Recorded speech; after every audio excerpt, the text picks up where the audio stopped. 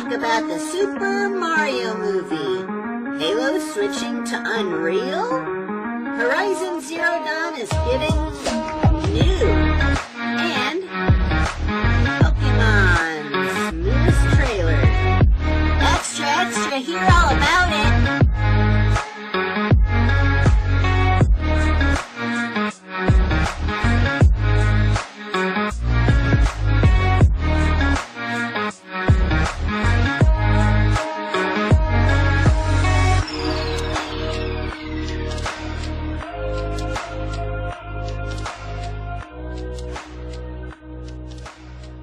Hey guys, welcome to the podcast where Nintendo has no respect for gaming news podcasters that work third shift. I'm the Dean of Games, the Dean Slater if you're on Twitter or Twitch, and joining me is twitch.tv/LMJ the Hitman. Well, no, LMJ the Hitman's not here. I forgot to take that out before the podcast. He's not here today. He's a little under the weather. I don't know how many of you guys have been in Indiana. Indiana's full of wells, and he just fell into a well, and they're working hard to get him out of the well. So right now we have... Little Timmy fell in the well. Yeah, little Timmy Landen fell in the well. That voice you hear is from Twitch's graveyard. It's Gavin. Buenos dias. So how are you doing today? It's like, just to clarify, I'm not. Yeah. Yeah. I'm doing all right. It was a decent day at work. Wasn't too nice. bad. Yeah. That's Could have not been too better, bad. but oh well. I mean, it's work, you know. Yeah. It's something you have to do, and only a select few get to do what they want to do. But yeah, I have some news for our viewers that I don't think I talked about in, I would guess the last 2 weeks. We have started a XofPlays TikTok channel, and on it you can find me doing daily, like I'll choose one story every day and cover it. So you can find daily TikToks of the channel, except on the days we post the podcast, because on those days I'm hoping to start putting clips from the podcast. But yeah,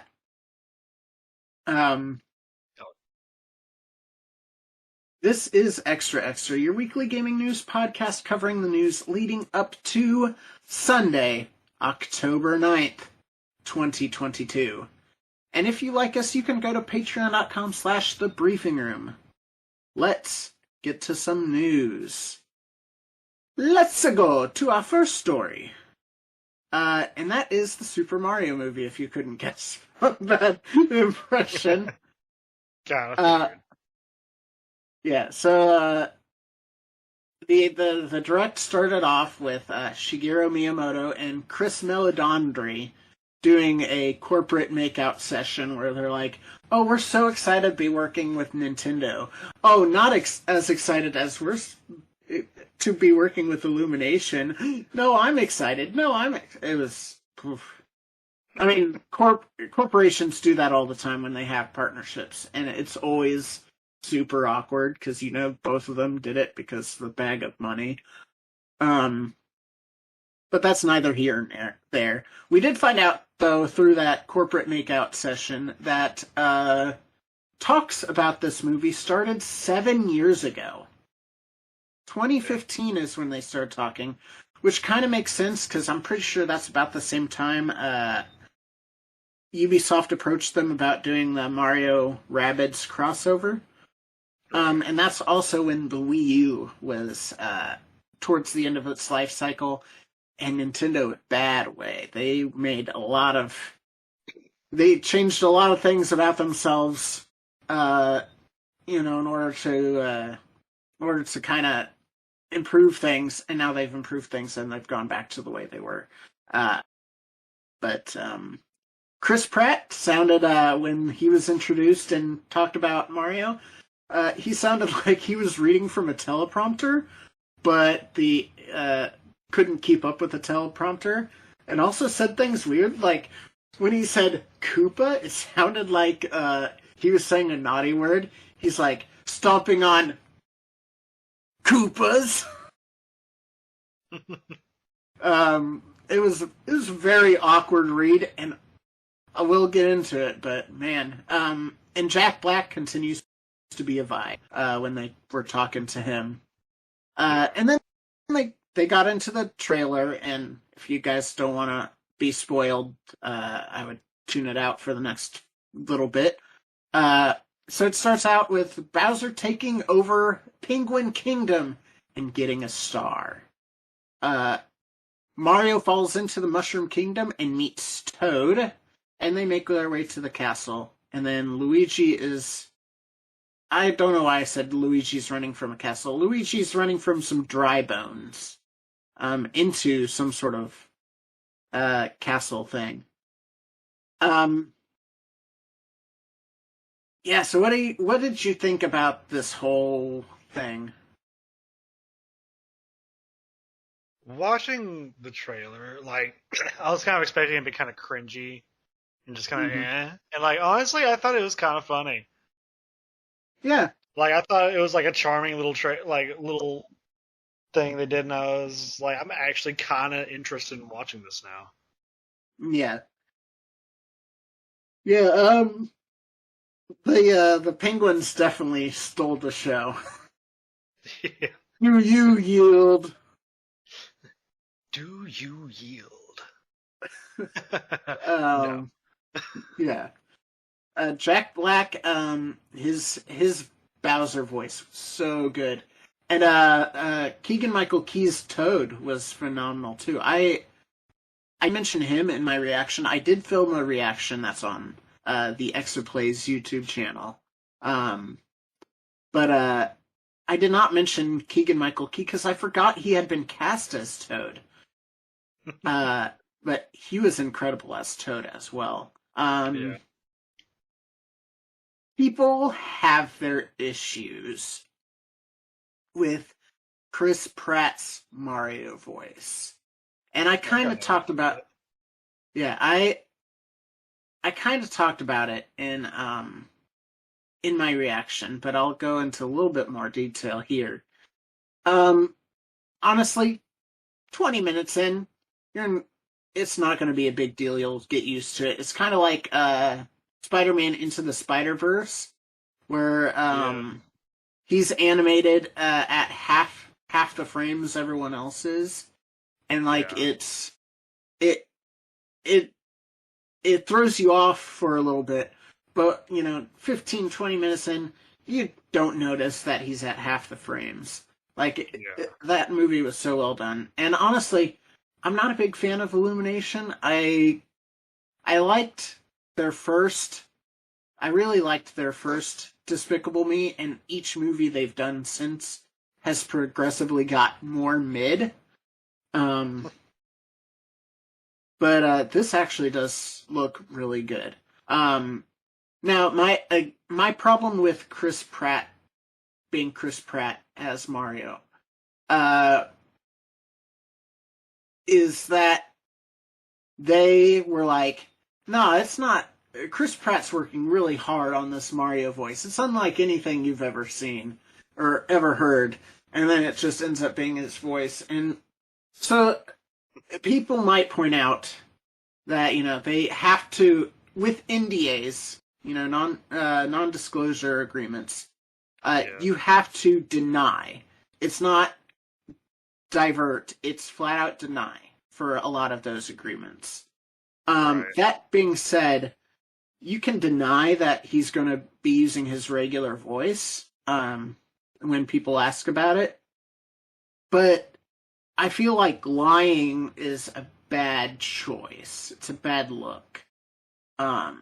You can be like, no, he's not going to be using his voice. We've got a plan, and just leave it at that. And that would have, that would have still fit the NDA and not seemed as shady, but being like, it's unlike anything you've ever heard. And it's just pitched up Chris Pratt. Let's be honest. Yeah. That's my issue with it. But I think it'll be fine by the end of the movie. Like I said, like you said, it just looks like fun movie. Like the penguins throwing all those snowballs at Bowser, and Bowser's like, "Are you done?" Um, and then Toad being like, don't touch that, it'll kill you." Oh wait, no, never mind. It seemed like it was going to be a fun movie. Um, but yeah, that's all I gotta say about it. I'm excited. I'm a lot more excited than I was prior. Right. Definitely exceeded my expectations. Did you have anything to say about the voices? None of the voices really bothered me. I felt like they all worked out pretty well. Yeah. We kind of got a little bit of Charlie Day as Luigi too, but it's just him going, eh. Yeah. That was about it. So, switching from one console mascot to another console mascot, Halo is switching to Unreal Engine 5. This is according to Jeremy Pinter, who had this to say. "I can only confirm that many sources are saying this, and very clear that it's already been decided and Halo is for sure switching to Unreal." Now, for those of you who don't know about Halo Infinite's development, part of how long it took for between Halo 5 and Halo Infinite is they developed the Slipspace engine, and that's what's currently being used. But it's only been used for Halo Infinite. So, with how expensive engines are, this suggests that there is a significant issue with the Slipspace engine, especially with all the development problems they've had. Now,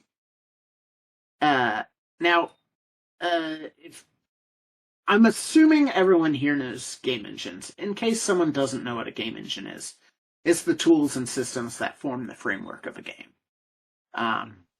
It is literally the bones of the game. So it's not clear because it's not official from Microsoft. It's only essentially hearsay at this point. What this means for Halo Infinite, which is on a 10-year plan. So there was a lot there. Is there anything that stands out to you? No. I mean, what stands out? I'm not very well versed in how games work. Yeah. So I understand that a new engines work differently, but like I don't know that much about it. yeah. So yeah, it's weird that they are switching because they did just make Slipspace engine. It has to be, in my opinion, it has to be that it's not very intuitive. I think I did see somewhere, I did not include it in here, but I did see somewhere that some developers have mentioned that there is no instructions on how it works. So people that are jumping in mid-project are having to, learn by doing, essentially, with what is the bones of Halo Infinite, which is not a good thing when you also have all these problems that you've got to fix, like yesterday. Yeah. And not being able to fix them, and bringing on people and people having to teach themselves how to use it.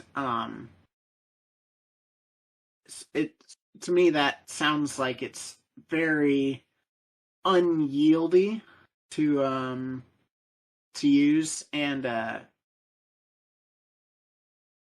yeah, it's not a good situation. I don't know how they would incorporate this into Halo Infinite too. I'm not, because it's not like you can just flip a switch. Oh, it's on Unreal now. No, you have to go and redo the entire game through Unreal, and it is a live service game, so you'd have to take the game down at some point to make the switch also. So I don't know what that means for Halo Infinite, and I don't know that 343 can afford to ditch Halo Infinite to start a new project yet. Obviously, they have Microsoft's backing, but I mean, regardless, it's bad luck, but just abandoning the game 2 years, I guess not even 2 years, it's about 1 year into the game, not a good look.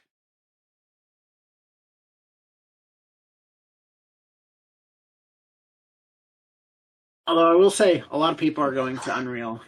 Even PlayStation's using Unreal. It's not looking good for, what's the other one? The other one is, Unity. It's not looking real good for Unity with how many people are switching to Unreal. Not only that, Epic. Man, Epic's like, hey, you put your game on, our platform, you don't have to pay the licensing fee for using Unreal. So that's more people going to the Epic Games launcher on PC. Yeah.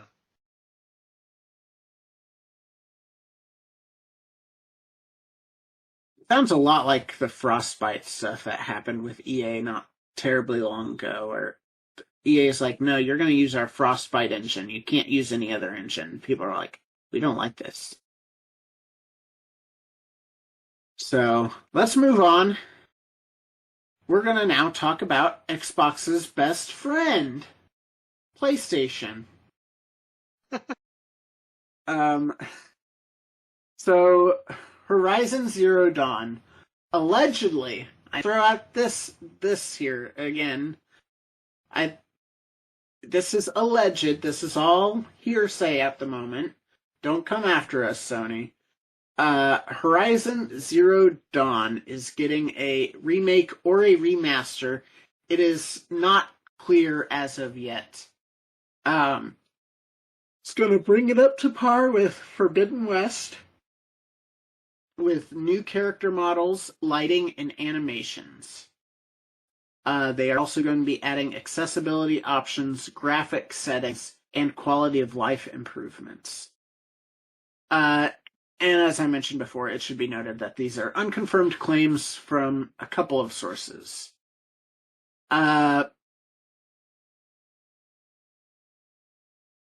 So,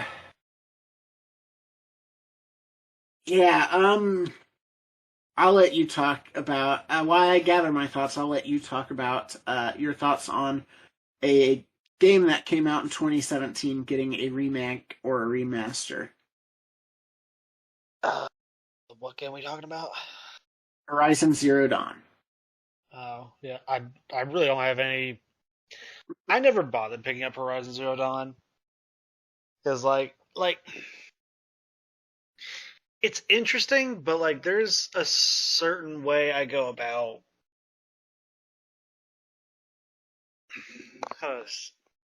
There's a lot of games that I think are very interesting, but not as a game. Like, I wouldn't like Horizon Zero Dawn's a perfect example of it. Love the concept, love the way it looks, love the way it all checks out and all that. But like, I wouldn't play it. It's just not my kind of thing. If this was like a show, I would watch the fuck out of it. You know what I mean? But like, it's just one of those things where I'm like, I'm not that into that kind of gameplay or that kind of game. But it is an interesting concept. I do love the concept. Well, do I have news for you? I didn't have it in the notes, but the reason that they would be remaking or remastering it is because of the Amazon Prime show that's in the works. Okay. People watch the show and then want to play the game. Is their whole idea. Same with like the Last of Us remake that they just did, where it's, oh, we have the HBO show coming out. We're now going to remake the game so that people see it in the best possible light. Which, I understand. Don't get me wrong. I understand that. Horizon Zero Dawn came out in 2017, though. And even though it's not clear whether it's a remake or remaster, the fact that there's new models and animations and quality of life improvements and accessibility options, all of that screams remake to me personally. It also screams to me, hey, let's charge another $70 for this game again. Even though it only came out 5 years ago and still looks really, really good. I understand the why, but I don't understand how they don't understand the optics of it. Yes, they aren't aiming for the gaming, quote, gaming audience. They're not aiming for the people that are already in PlayStation's ecosystem. They're aiming for the people that are going to watch the show and want to buy the game. But it just doesn't look good, and I doubt that anyone's going to see honestly, if I'm being honest, I don't think anyone's going to see the show and be like, oh, I should buy this $500 system and another $70 for this game, right. and just start playing it. I don't know that. On a side note, while you've been talking about this, Mills called me twice, and I hung up on him immediately. He's like, he texted me saying "fucking bitch," and I was like, I'm in the middle of the podcast. Sorry, we haven't recorded yet, so we're recording it now. I'll call you when I'm done. He's like, fucking rude. He's like, I have responsibilities, and he just says, ew. You gotta love Mills. Friend of the show. He'll be the second friend of the show next to Cole. Yeah. So we haven't brought up friend of the show Cole in a while. He's still friend of the show, so in case anyone had any questions about that. Thank God he never asked me about the pizza. Elijah did, finally. Oh yeah. Like a couple weeks went by, and I was like, okay, nobody's gonna ask me about the pizza, cool. And then Elijah brought it up. I'm like, damn it. Yeah. Elijah, acquaintance of the show. We'll see how he responds to that. Anyway. Just the white half. The white half's our friend. The other half. You're gonna make it sound so bad. That's for you, Elijah. Just so you know, he is perfectly cool with us making jokes like that for our audience that don't understand our relationship.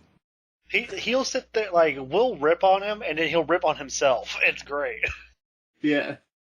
If it makes you feel any better, I make fun of the fact that I'm white. I mean, it's... Yeah. He went up to our manager and he goes, how come when I'm cleaning the store, I only clean half, but when the other Hispanic guy cleans the store, he cleans all of it? Is it because I'm only half Hispanic? I love how that's an actual thing that's happening, and the managers didn't even realize what they were doing. Had no clue. Right. No. We have fun at work. Anyway, let's talk about something else fun. Let's talk about Pokemon. Pokemon? Pokemon! Exactly. Gotta catch him, Pokemon. No, we're gonna get copyright struck! Stop! Anyway. Gotta catch a few of them, Pokemon! Hey, there we go. You changed the lyrics enough. You should bleep what I sung first. Yeah, just bleep it out. Sounds like a whole lot of work. I don't know that I want to do that. Every Pokemon. So I'm only doing the stuff I haven't talked about because they rehashed a lot of stuff in the Pokemon presentation. It was called the Palladian Journey trailer, which is 14 minutes, which is a little bit big for a trailer. Just saying, Pokemon. So I'm going to ignore the stuff that they've already talked about and just talk about the new stuff. So every Pokemon has the chance of having every Terra type. So they're talking about the terrestrial forms, which is their gimmick for this one, where they turn into gemstones, and they can possibly change types when they enter this form. So what they're basically saying is the 18 possible types, every Pokemon has a chance to be one of those 18 types. So they showed off a Clefairy that was water type.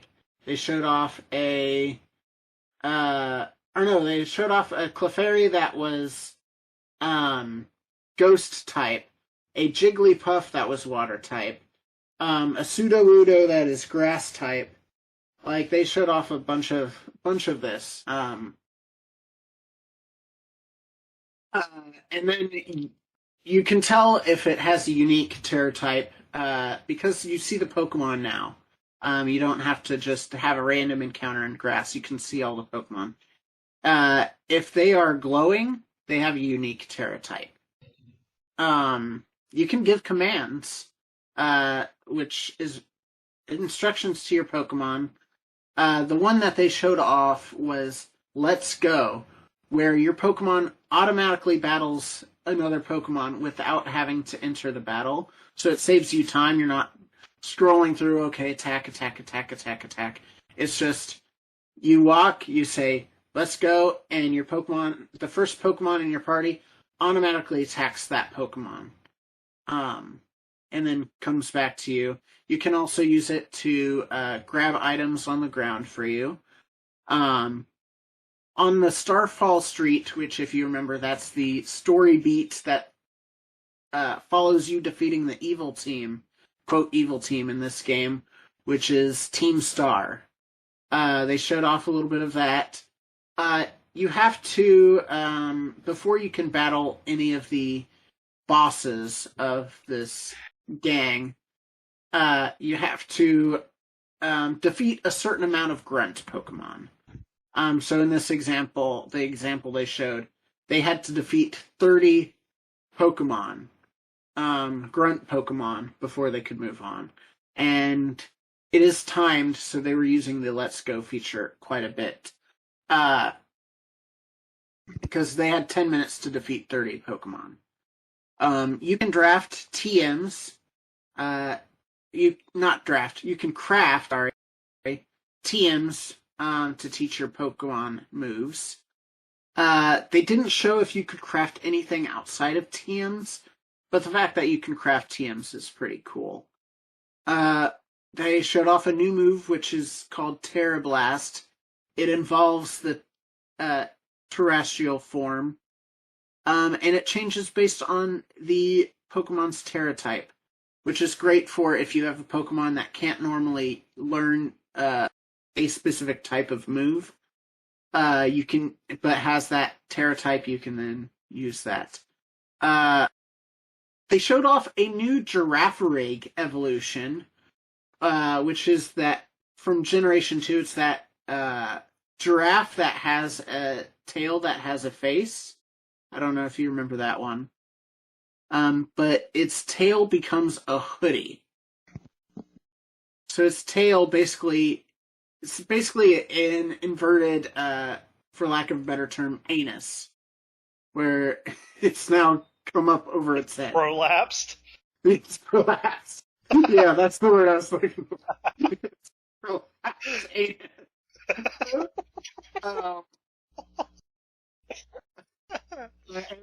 Also, it's called Farigiraf, which is just taking the Jira of Girafarig and putting it at the end.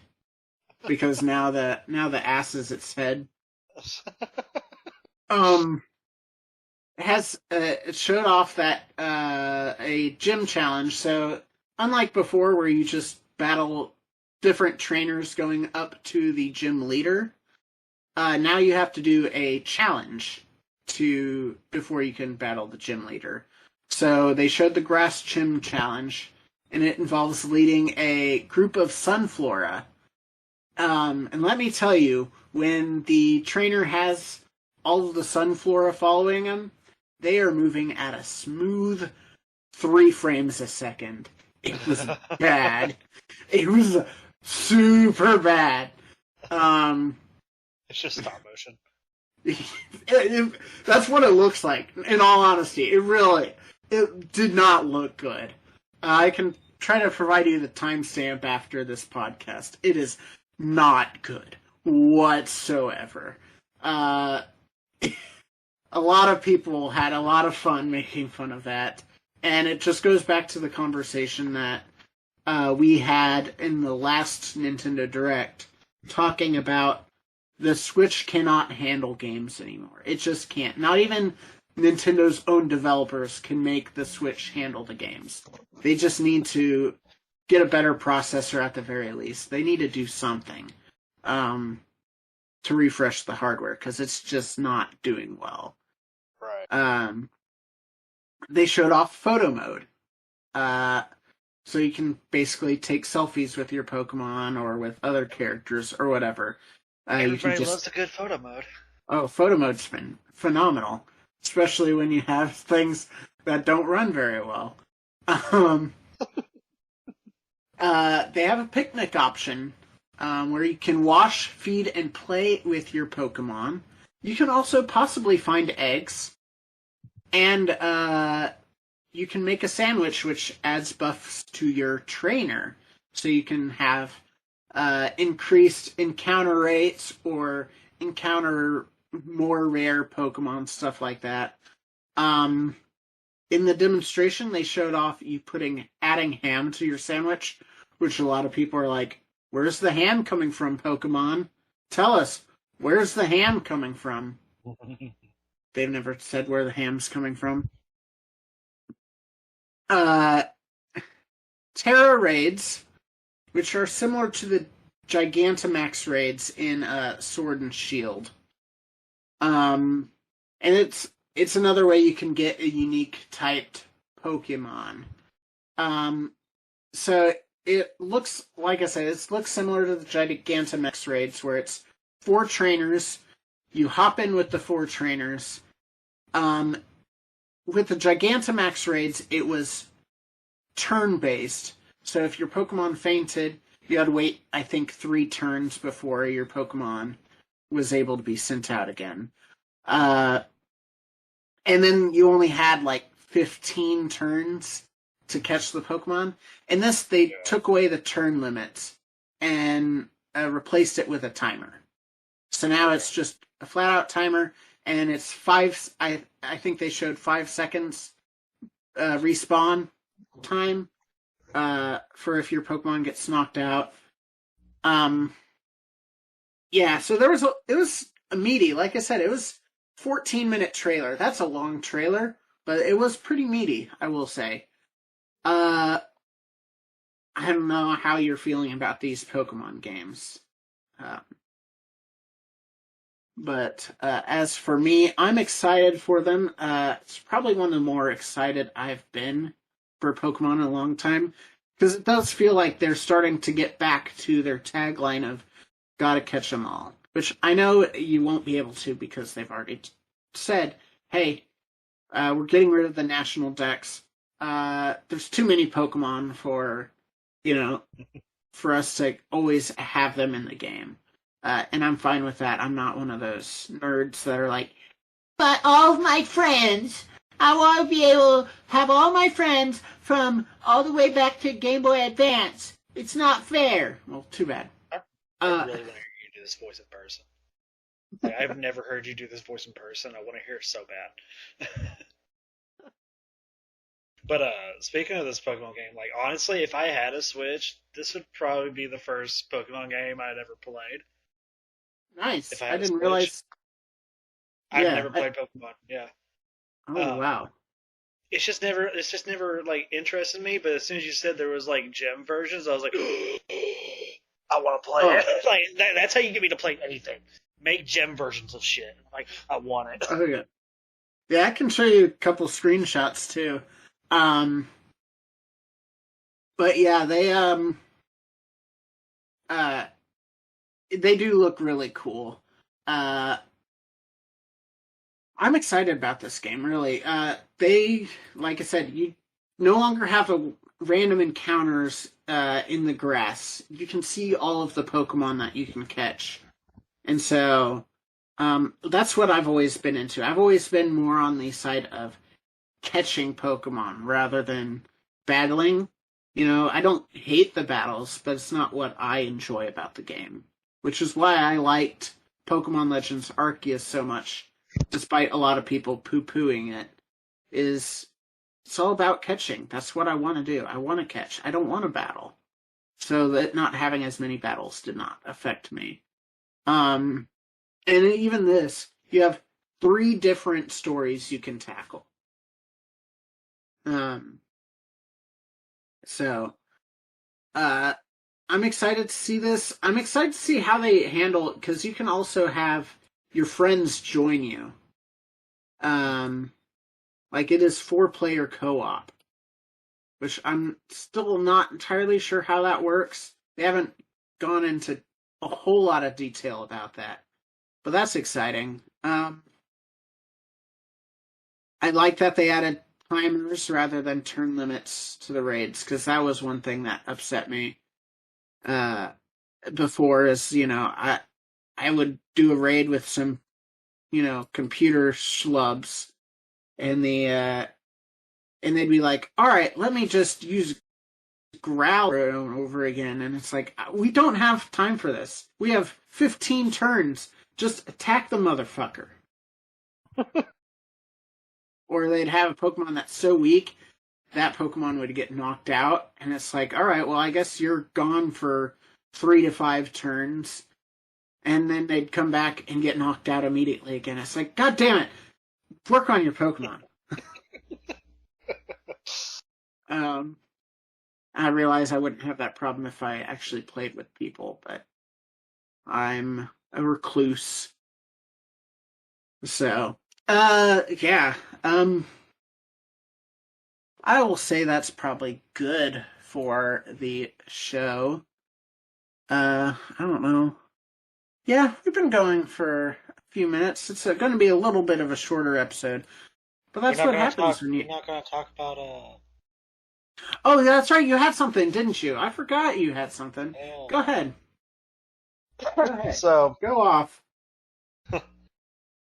so a game that came out about 6 years ago just released its sequel, and it's not even really a sequel because okay, here's the interesting part. So we're talking about Overwatch. Back when Overwatch first came out, I played the shit out of it for like 6 months, and then I just stopped playing it because it got super toxic super fast. Yeah. Well, they just recently went to Overwatch 2, and I thought this was something I was going to have to download, right? I knew it was free, but I was like, okay, I'm going to go download it. Come to find out, no. Overwatch 1 doesn't exist anymore. Oh yeah. They made No, Overwatch 1 Overwatch 2. Yeah. And I was like, okay, it's a little weird. And I was asking my little brother the other day, I was like, what makes this Overwatch 2? Because it's pretty much just Overwatch 1. That's really all this is. Minus the loot boxes. And there's a battle pass system and it's free to play. And he said apparently there's supposed to be PvE that's supposed to come at some point. But it just hasn't come out yet. Yeah. But regardless, Overwatch 2, they've gotten rid of the loot boxes. There's still a lot of stuff that you can get. I'm pretty sure everything that you can unlock aside from event items, you can just buy now. You can just outright pay for them. Yeah. Granted, legendaries are still $20, but that's for every free-to-play game. Mm-hmm. They have a battle pass system now, which allows you to unlock the new character that comes out that season, Yeah. which personally I think is a little interesting. It'll kind of give people an incentive to keep coming back to the game every season and to pay for the battle pass to be able to play this new character. And if you don't want to pay for it, there's still plenty of characters. Like all the season, like all the Overwatch 1 characters are still there locked. Yeah. And I believe they have 2 new characters that they added to Overwatch 2 that's completely unlocked. But there's a third character that's like for this season specifically. Launch day did not go well at all. You don't say. Yep. There's people fucking getting error codes, getting kicked out of the game. There was unbelievably long queue times to get into the game itself. And the merging your account over to Overwatch 2 was not working very well, and people were pretty much starting off with nothing, in terms of cosmetics and such, which irritated a lot of people. Granted, they fixed the merging issue by putting a manual merge option in there. There was a huge queue time for that. I will say that if you purchase any special edition of Overwatch 1, it'll put you in a queue time, give you your special edition of Overwatch 1 stuff, like the stuff that's automatically unlocked with that edition, and then it'll put you in another queue time for the stuff that you unlocked through playing. Because that's what happened to me.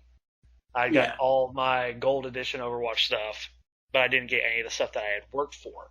But now I have all the stuff I worked for. Queue times got better the next day. They were still fairly long, about 30 minutes. Later on that day, it was probably about 10 minutes, and now there's not a queue time at all. Like, you can just hop in and it's ready to go. Nice. On the flip side, when you were in the game, I think the second day, it took like 30 seconds to find a match. Now, it can take anywhere from 2 to 20 minutes to find a match, and I haven't played it today, so I don't know if that's gotten fixed, but that was a bit of an issue. Yeah. But obviously people were ranting and raving and, complaining about, this is a AAA studio. They should have, the launch should not go this bad. Here's the thing. All you people who complain about it, I get it. It's infuriating. I understand. But, this happens with every single game that is online multiplayer that comes out. Yeah. There's always either a queue time or people getting kicked out or so on and so forth. It's literally every game. And people would argue it's like, well, they should expect it by now. There are things that happen in games that, they can't prepare for. Like, my theory is that they weren't expecting, I'm sure they expected people who were currently playing Overwatch to still play Overwatch. I'm sure they were expecting new people to start joining up. I don't think they expected as many brand new people to join up and old people who used to play the game coming back all of a sudden. Yeah. And it just overloaded everything. Not like that, but and here's another thing. People were saying that there's a whole thing about how they got DDoS attacked twice on launch day. Yeah. People are saying that they're lying about that and that didn't happen. They're just trying to make excuses. No. They didn't make excuses. If you look at the post they put out, they're putting out all of the stuff, and they said on top of all the issues, they also got DDoS attacked, which is not the reason for the problems happening, but it makes it harder for them to get to those problems immediately because they're having to take care of those things as well. Yeah. So, and here's the thing. I am not a Blizzard fanboy. I think Blizzard is a fucking greedy ass company. Super greedy and super sketchy. But I believe them when this stuff happens, especially when they put it clearly saying that these DDoS attacks are not the reason why all these problems are happening. It would just make it to where these problems took longer to get fixed because they're also having to put resources into fixing these DDoS attacks. Another sort of a controversial thing that's happened with Overwatch 2 is that now whenever you go to Overwatch 2, you have to do your Battle.net account. But to play Overwatch 2, you have to incorporate your phone number. So you cannot play Overwatch 2 if you do not have a phone number attached to it. I do think they kind of changed it. Don't like that. Yeah, they are taking it away soon. Yeah. But here's the thing. A lot of people complain about that, saying it's like, oh, well, my so-and-so-year-old doesn't have a phone, or blah, blah, blah, blah. It's like, first off, how the fuck does your kid not have a phone? Like, I get it, you don't want them glued to it at all times, but, like, in this day and age, like, honestly, your child having a phone is kind of a necessity. Yeah. Which how much crazy shit happens when you're not around. So, there's that. But, I digress. The reason Blizzard said the reason why they incorporated phone numbers was to try to fight against cheating and Smurf accounts. So whenever an account gets caught for cheating or such and such, and they get banned, they are permanently banned on that account. They can't do anything whatsoever unless they can't even play the game at all unless they get an entirely new phone number. Which costs money. Quite a bit of money. And so that would keep people from smurfing because they wouldn't be able to, like, if you couldn't just keep on making new accounts because you'd have to have a phone number tied to it. People who got banned would be pretty much perma-banned until they got a new phone number, which means they have to shill out money for that shit. It's a way to punish players who get banned, basically. Yeah. And to, again, cut back on the Smurfs. I have seen so many people say that the real reason why they're doing this is for, trying to get data off of you and all that stuff and all your information and stuff. I'm like, I'm sure to some extent that's true, but that's literally every single thing that you use the phone for. Your data's already been taken, but let's be honest. Yeah, they're not gonna take any more data than you've already fucking given out willingly by signing up for Facebook or Snapchat or Instagram. Yeah, no, all these people complaining about, being careful with your data, it's like just existing at this point. Because even if you are avoiding technology altogether, guess what? Your bank's not. Your bank's entirely online. Like, what about your job? Everything to do with a job is digital applications nowadays. Guess what you have to put on those applications? All your information. Yep. If you've interacted with the internet even once, your data's gone. Oh yeah. All of your info is for the taking. Now I will say, the phone number thing, I can see both sides. My thing is, if you're going to incorporate the phone number, allow all types of phone plans, because that's one of the things is like people that used Cricket Wireless or there was another one. Anyone that used those services, their phone numbers were not valid. Oh, I didn't know about that. Yeah, there's some entire phone plans that were not accepted.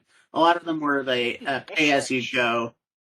The pay as you go instead of the contracts and all that.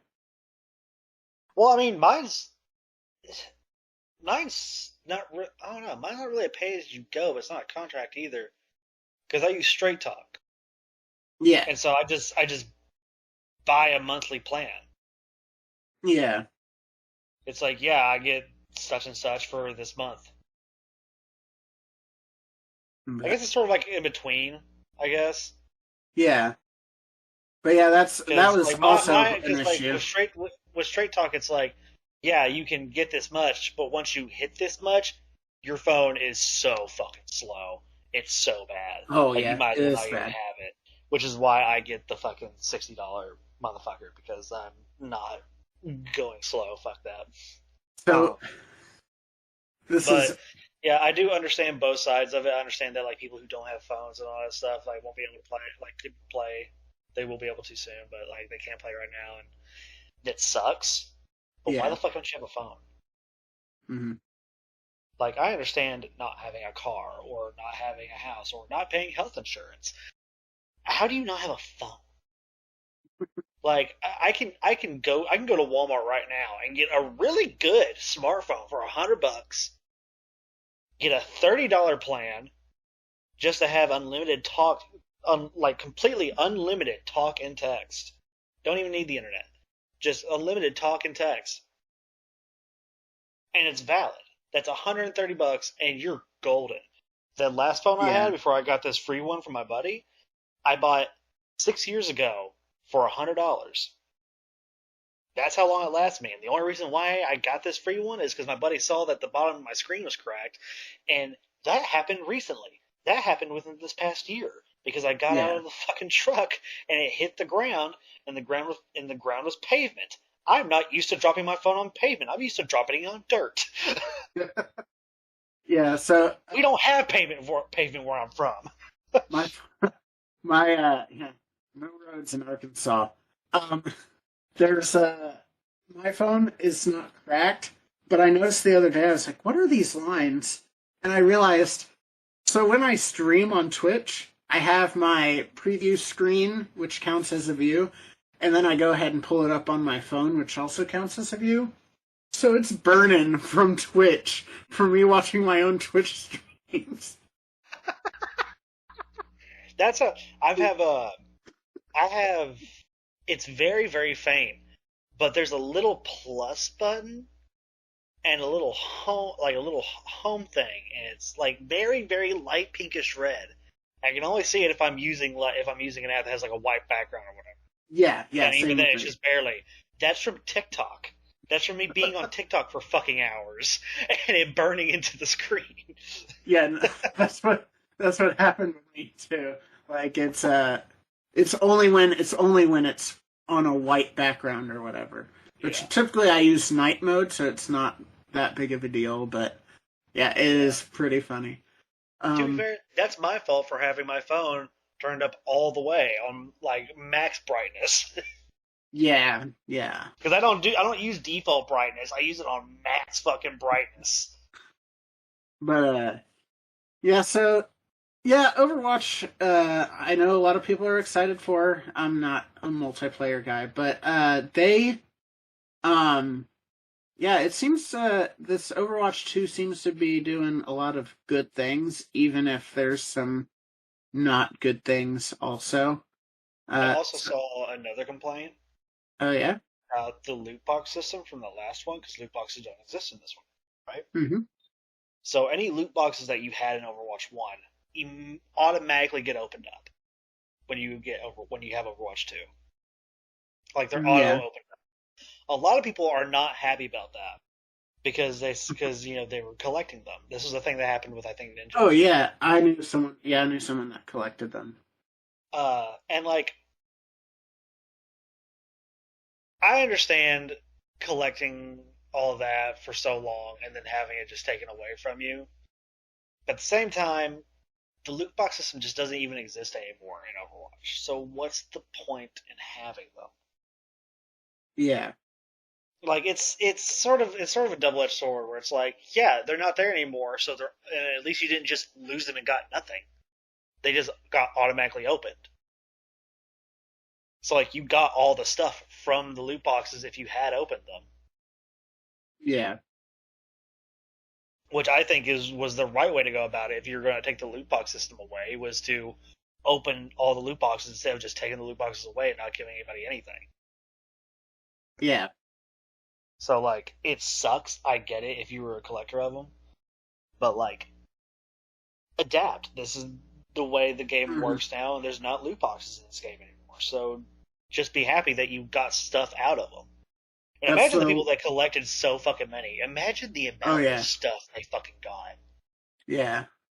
That's the problem with, the digital age is once it's gone, Especially people who collected them purely because they already had everything in the game. Yeah. And they got auto open and stuff. Because when you open a loot box, when you have everything, you just get coins. Yeah. So imagine, people just got, people who had that happen, which I'm sure is a very small percentage. Yeah. But still, those people who did do that, where they had everything in the game already and they were just collecting the loot boxes because they didn't have anything else to do with them, the amount of free money these people just got. Oh, yeah. Just 100% free money. I wouldn't be surprised if there's some people that have gotten enough, like had enough loot boxes collected and also had all the stuff to where they ended up just getting all the money, all the money that they spent on the game back. No, Because I believe the game was initially like $60. And so, like, I'm sure if they had enough fucking loot boxes and it was all coins, I'm sure they probably just got at least $60 worth of fucking coins back. Yeah. And especially now that you can, like, pick and choose what cosmetics you want and just outright buy them instead of having to rely on RNG. I absolutely love that. Yeah, I do. I that's one thing I like about Fall Guys is they have the store, and the store itself is randomized as far as what's in there, but like it's just like, oh, I like this, I'll take that. Oh, I like that, I'll take that. You know. Well, that's the thing. They have a store in Overwatch now where it's like certain items or things or whatever, and like I've seen a couple things where it's like I've seen like I think like 2 or 3 things where they were just emotes, but they were a little bit cheaper than normal emotes. Yeah. So like there's deals there. Plus, like, new characters come out and you can buy a bundle deal where you pay the amount for a character, but you get the character, a legendary skin, I think a voice line, and I think a victory pose for the amount of the character itself. And I'm like, that's like for the amount of one legendary skin, you get all that shit. Yeah. Which I think is pretty cool too. Plus, again, I stopped playing Overwatch because it was super toxic. I went back into Overwatch. It's not as toxic as it used to be. I do have to remind myself that there are people who have never played this game playing it. Mm-hmm. And so I'm like playing this and I'm like, why in the hell are these people doing the things they're doing? And why the fuck are they not doing this shit as the character they are playing or the role they are playing? And then I'm like, people are new to this. There are people who are extremely new to this. Yeah. We had a thing the other day where we had a healer that was just running in guns blazing. And I'm like, why? Like, why the fuck are you running into the front of the herd, guns blazing? Like, that makes no sense. And then we had, like, tanks that were, like, sitting in the back trying not to get hit. We're like, what the fuck? You're a tank! That's your job, is to get hit! Yeah. And then I'm like, there's new people to this game. They haven't learned that there's strategy to this. You can't just run in, guns blazing. Yeah. Well, we'll get more into that with the post show that we do, where we talk about the games we've been playing. But for now, this has been Extra Extra. And if you liked or didn't like this podcast, make sure to do all of the things. Like hitting the like button, and the subscribe button, and the bell on youtube.com/XofPlays, or giving it a high rating on whatever podcast service you use so you can find like-minded people. Be sure to tell people about the show. Word of mouth is the best way to help us grow, and I brought it up before, but on patreon.com/thebriefingroom, you can financially support the show and get cool rewards as well. I have a big thing going up, when this comes out. And that's all from us.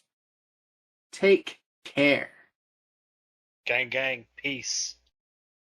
Gang, gang.